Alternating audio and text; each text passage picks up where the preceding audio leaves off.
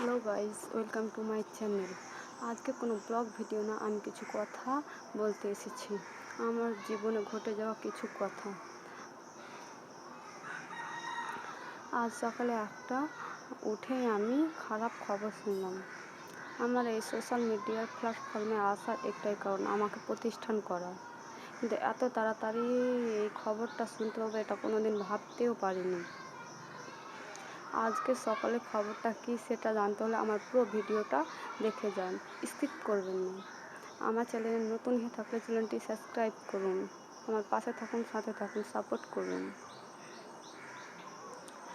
আমার পায়ের তলের মাটিটাও শক্ত না, আমার মাথার উপর ছাদটাও এখন শক্ত না।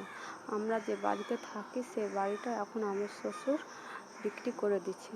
এবার আপনারাই বলুন, আমি কোথায় থাকবো, কী করব, কী করণীয়? আমার দুটো ছেলে মেয়ে নিয়ে আমি কী করব এখন? প্লিজ আপনারা আমায় সাপোর্ট করুন, একটু বেশি বেশি করে সাপোর্ট করুন, সাবস্ক্রাইব করুন, পাশে থাকুন, সাথে থাকুন।